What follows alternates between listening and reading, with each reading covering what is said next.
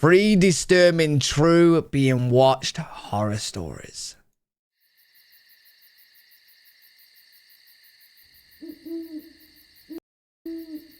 Chad, do you ever get that feeling where you're being watched? I do. I used to live in a small studio apartment in Chicago when I finished college. It was not fancy, just a single-room space on the top floor of a 3-story building. I chose it because rent was cheap and it was close to work, and as a 23-year-old with student loans and no savings, I didn't have the luxury of being picky. The apartment was clean, functional, and most importantly, mine. Okay. The only window in the place looked out over a narrow alley. Across the way was another apartment building, nearly identical to mine. Right. The alley was tight, barely wide enough for a single car to squeeze through. A person And during can the go day, down there. it barely got any sunlight. At night, it was pitch black. Oh, that'd be That never really freaky. bothered me much. I No. was working late nights at the time, bartending. Oh, your window being at an alley. That's terrifying in itself, chat. At a lounge on the north side. I usually got home around 2:30 or 3 in the morning. Then I'd make a quick meal and zone out on my phone until I passed out. One night, about a month into living there, I noticed something odd. I had just walked in, kicked off my shoes, and turned on the overhead light. Windows open. I thought I saw something move in the window across the alley. See, this is what Just I'm a saying. flicker. A curtain twitching maybe. I froze for a second. But when I looked again, there was nothing. The window was dark and still. I shrugged it off. Maybe I startled someone, or maybe it was just a draft. The next night, it happened again. As soon as I turned on the lights, I saw the curtain shift in that same window. This time I was sure I saw it. Someone's watching A him. hand pulling the curtain back just slightly before letting it fall. I couldn't see the person behind it. The lights in the other apartment were off. Someone's watching It was him. just a sliver of movement in an otherwise black void. But the reason this really caught my attention was because I had never seen the lights on in that apartment. I always assumed that nobody had lived there. That night, I don't know. They could be like a gamer or something. You know what I mean? Like, if a gamer's in there, sleep in the day, wake up at night, don't like the lights on. Do you know what I mean? I didn't sleep well. I kept thinking about that attic and the hand. Over the next week, I started paying closer attention.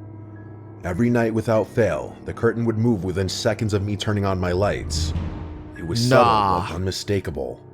It was the same thing every They're time. just watching. There was a slow parting in the curtain. I had a glimpse of the dark space beyond it, and then the curtain would close again. I began testing it. Some nights I would leave my lights off and sit silently by the window. When I did, Wait, but now you're freaking... Bro, this is one of those situations where, like, you're now freaking them out. So they're probably looking at you thinking, nah, you're creepy. You sat in a window, dark, watching him. And now you're thinking he's creepy. He's thinking you're creepy. You're both creepy. You know what I mean? It's like the creep on the creep on the creep. It's a bad amount of creep. Does appreciate 100 bits, dude. nothing happened. But the moment I turned them on, even just the dim light by my couch, the curtain across the alley would shift. What? Someone was watching me. It was obvious. I tried to rationalize it, like maybe someone just liked looking out their window at night, but that didn't explain the timing. It didn't explain the way it always coincided with my arrival. That was too big of a coincidence. I asked my landlord about the unit across the alley, and he told me it was vacant and had been for months. I pressed him, asked if maybe someone had moved in recently, but he shook his head. He even joked that I was being paranoid. I considered calling the police, but ultimately didn't because I felt like reporting someone possibly looking at me through a window in an empty apartment Not sounded really good. ridiculous. Yeah, not really gonna go There was down no well. crime or proof. Just a feeling that grew worse every Like, night. bro, imagine like the cop receiving that call. Hi, Mr. Officer, can I report something? Yeah, sure. There's this person looking at me. Okay. Like they're in their own house and they're looking at me. Right. What would you like me to do? Can you arrest them? I can't. Sorry. It's not really gonna go down. Creepy, but... Then one night, everything escalated when I came home later than usual, around 4 a.m. The bar had hosted a private event. No and way, that's cleanup ran still up. long, so I was exhausted and not thinking clearly.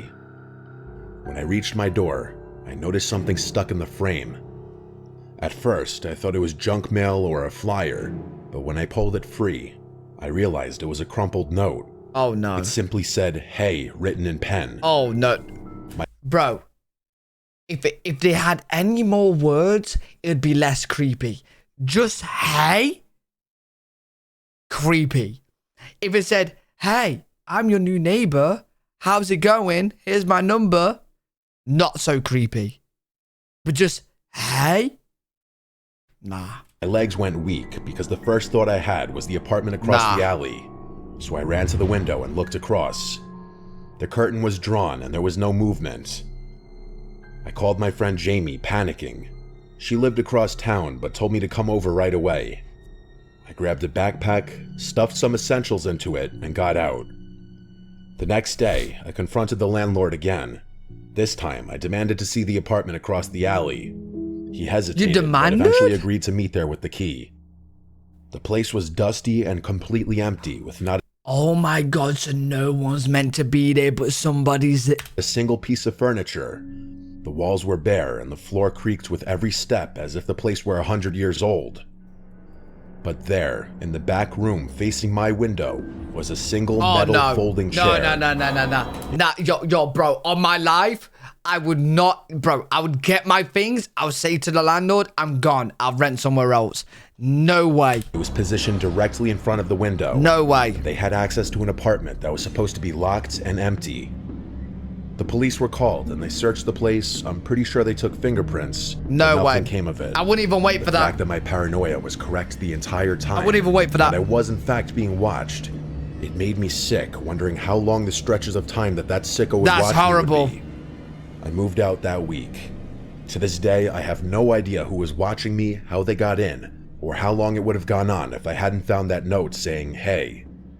I've considered the possibility of it being the landlord, but ultimately I had to drop that theory because there's no way in hell he wouldn't have went over there to remove that chair before bringing me over there. I still dream about that window. Weird. And sometimes I wake up in the middle of the night certain that someone, somewhere, is still watching me. Yeah, you're traumatized now. That's horrible. Start shooting? What are you gonna shoot? A chair? Or when they peek through the window? Sniper bolt to the head. When I was 12, my family moved to a rural area in Oregon, miles from the nearest town. We lived on a large piece of land surrounded by dense pine forest. It was peaceful, quiet, and completely isolating. The house itself was built in the 1940s. It had the old house starter pack with things like creaky floors, a creepy attic, and a detached rundown shed that sat about 30 feet from the back door. The shed was packed with old tools and junk from the previous owner. My dad always meant to clean it out, but he never did. For the most part, we stayed away from it. I remember the first time I noticed something strange. It was a weeknight, close to midnight. I was up reading with the flashlight under the covers when I heard our dog, Max, barking uncontrollably. Uh-oh. Max was a golden retriever, super friendly but alert. When he barked like that, it meant something was wrong. I crept out of bed and peeked out the window. He was facing the shed, barking into the darkness. The motion sensor light by the back door was on, casting long shadows across the lawn. I couldn't see anyone, but Max wouldn't stop. I didn't go out there, I just watched for a bit until he calmed down, then I walked away. The next morning, we found deep boot prints in the dirt between the house and the shed. My dad dismissed it, saying it was probably a neighbor or a drifter passing through, but I couldn't stop thinking about it. Over the next few weeks, could be robbing it, Max could be barked watching. at that shed multiple times. They're living in there. Every time, we'd look outside and find nothing, but the footprints would be back, and they always led to the shed, They're never away living from there. it. One night around 2 a.m., I woke up to the sound of footsteps on the gravel outside my window. Oh no. I froze. The footsteps stopped, then resumed, moving toward the shed. I peeked through the blinds, and the light by the back door flicked on, and for just a second, I saw him. A tall man standing beside the shed door. He was wearing what looked like a dirty gray coat. His face was obscured by shadows, and then the light went out. My heart pounded in my chest as I backed away from the window. I woke my parents. My dad grabbed his rifle and went outside. Yo, how crazy you have to be just to be like casually walking around someone's house like that? Like you're just walking, the lights going on, the dogs are barking, like you know what I'm saying? Like, how crazy you gotta be? But the man was gone. The footprints were fresh though, right up to the shed. This time, my dad decided to check inside. He unlocked the padlock and pulled the doors open, but all there was were just rusty tools and old tarps. Not He added there? a new lock and reinforced the doors. For a while, things were quiet. Then, a month later, Max went missing. Huh? We searched everywhere. Not through the the woods, dog. up and down the road. Fuck even off. asked neighbors. He was gone. I was No. completely heartbroken. I held out hope that he'd return and he just got lost in the woods. No. That night, I couldn't sleep at all. I kept thinking about the shed and Max. I swear, if something happens to the dog, Shed Man is gonna be. He's gonna have to be careful, bro, because I'm after him. About the man I'd seen. Around 3 a.m., I heard the back door creak. I got out of bed and tiptoed into the hallway. My dad was already up, holding his rifle. We moved to the back door, just in time to see the motion light flicker on. Thank you, kid. There, standing by the shed, was the man again. Shoot him. Shoot Only him. This time, he was holding something. Your dog. In one hand, a knife. In the other, Max's collar. When I saw this, I felt like my life was half. Yo, the thing, bro, if this was happening to me and that was my dog, the things I would do to the guy would seriously end me up in life in prison. Oh my God, the things I would do to him would be. I wouldn't just kill him. No. No, I wouldn't just shoot him. I'll shoot him in his leg so he can't run. No, I'm fucking him up. I'm straight up fucking him up. Sucked out of my body, like this horrible weightlessness in which I almost felt like I was gonna fall down. My dad shouted and raised the rifle, but the man turned and ran into the woods. We called the police. No. They searched the area, but found no trace of him. Why the What dog, they did man? find inside the shed made me sick. The floor had been It's the cleared. dog. In the dirt, someone had carved symbols, crude, disturbing images. In the corner was a pile of bones. Animal bones, hopefully. It got worse. Dog. Behind a false panel in the shed wall, the officers found a backpack filled with items that weren't ours. Wallets, watches, and a few pieces of worn clothing. Things that must have belonged to someone. Multiple someones. The strangest thing was a notebook. Pages and pages of strange symbols, incoherent rambling, and jagged handwriting. He's probably and just crude he's drawings probably of crazy. houses, families, and eyes. I believe that this was some kind of message to us, saying he was watching us like he's watched other families. The police took all the items that were found. That night, while packing to leave, I looked out my window one last time to the shed. The police tape fluttered in the breeze, and all was quiet. But just beyond it, maybe 10 feet into the tree line, I saw a person's face. But the moment I blinked, it was gone. I screamed my dad's name in a desperate panic, yelling, "He's back!"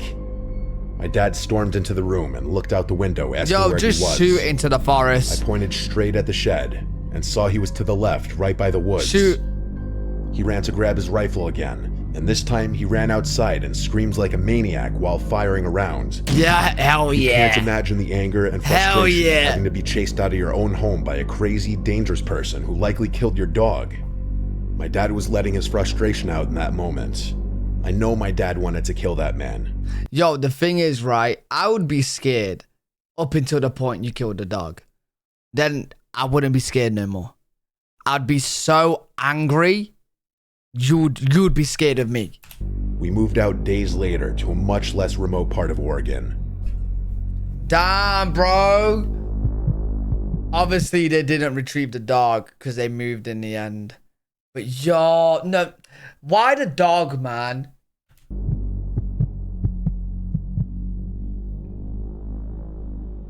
In the Rip summer Max. of 2018, my friends and I, Abby, Marcus, his younger brother Tim, Tim's girlfriend Hannah, and me, planned a weekend trip in the Blue Ridge Mountains.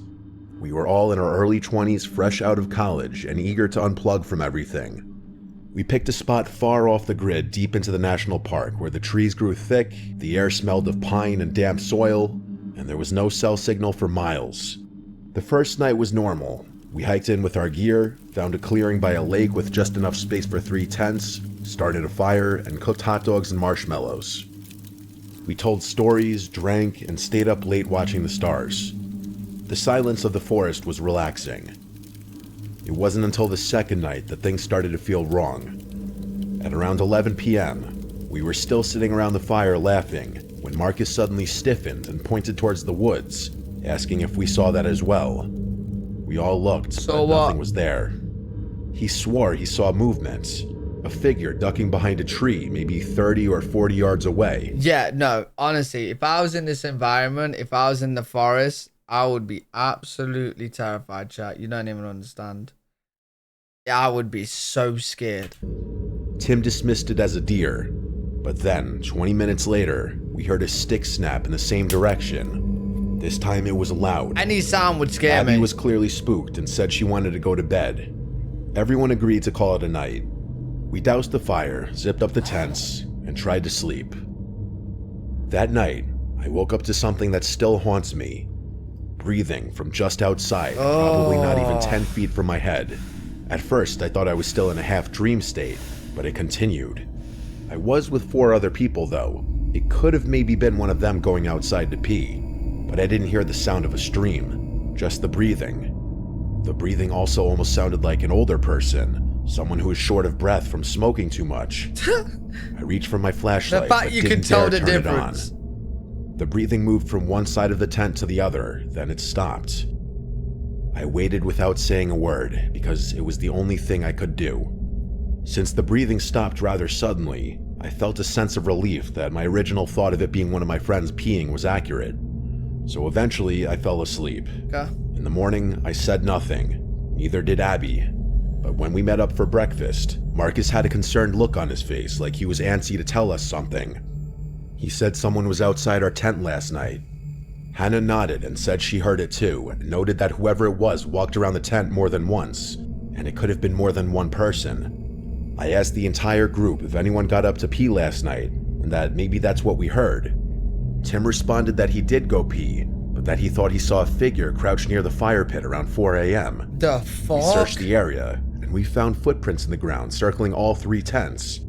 But in a spot where the dirt was a little wetter, more like mud, one of the footprints was very clearly from a bare human foot, not shoes or boots. This made the whole thing even stranger. They led into the woods and vanished. We tried to joke about it, saying maybe it was a crazy hiker or prankster, but it didn't feel like a joke. That night, we stayed up later, talking nervously around a much bigger fire.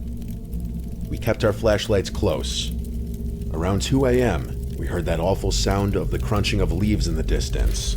But this time, there was a voice. It was a low voice, too quiet to understand, but definitely human. Marcus snapped on his flashlight, and for a split second, we saw who it was. It was a man, fully naked, crouched behind one of the trees nearby. He scrambled back Okay, so is it either a werewolf or just someone crazy? into the trees like an animal that just got exposed. All of us were completely shook. We were too scared to even break off to go into our tents. Staying out in the open with all 5 of us together just felt safer. Just leave. Hannah suggested packing up and leaving. Yeah, listen to Marcus and I Hannah. said that was a horrible idea. Packing up camp this late and finding our way back to the car would not only be extremely difficult, but also extremely terrifying. You have Worrying torches? that man was behind us, following us. That night... Yo, is it better the man behind you following you, or is it better the man lurking around your tent because you're staying in there sleeping? Think about it. It's probably better him behind you following you. Okay? Because if he chases you, you run. You know, you trip up. Yeah, I don't know. You trip up someone. There's 5 of you. You got a couple bait there. You know what I mean?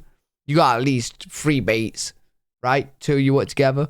You'll get away. Was the worst night yet, and maybe one of the worst nights of my life. I didn't get a single second of sleep.